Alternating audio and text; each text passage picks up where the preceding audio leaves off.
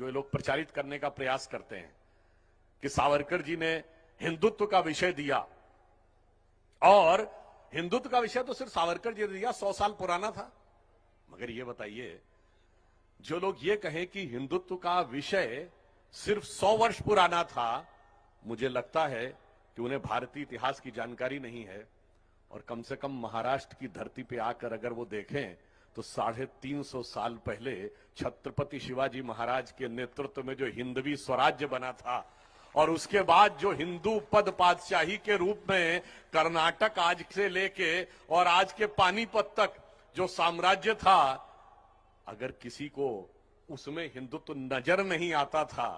तो मैं उनको याद दिलाना चाहता हूं कि छत्रपति शिवाजी महाराज के साम्राज्य के लिए जहां से वीर सावरकर जी प्रेरणा लेते थे, उनके राज कवि भूषण ने क्या कहा था कि राखी हिंदुआनी हिंदुआन का तिलक राख्यो,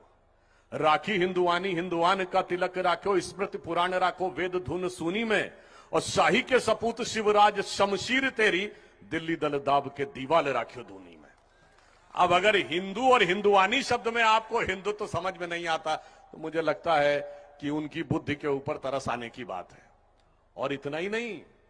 देखिए समय कैसा बदला है कि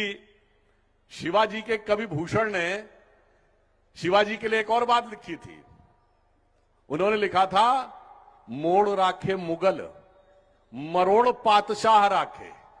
मोड़ राखे मुगल मरोड़ पातशाह राखे, राम नाम धर निज रसना सुधर में। रसना जीव को कहते हैं, यानी अपनी जिह्वा पर भगवान राम का नाम रखकर मुगलों को मरोड़ कर, और औरंगजेब का एक नाम था ना पातशाह गाजी जिंदा पीर, उनको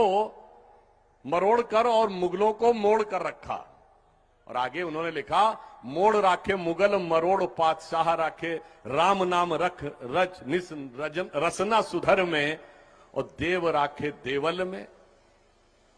देव राखे, और बैरिन की हद रखी तेग बल शिवराज, देव राखे देवल स्वधर्म राख्यो घर में। और आज यही हो रहा है, राम का नाम हमारी जिह्वा पर, सारे भारत के बैरी अपने हद में,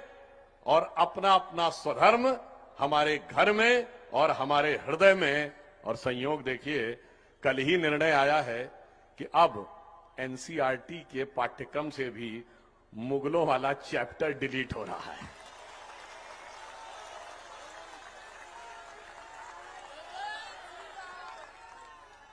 और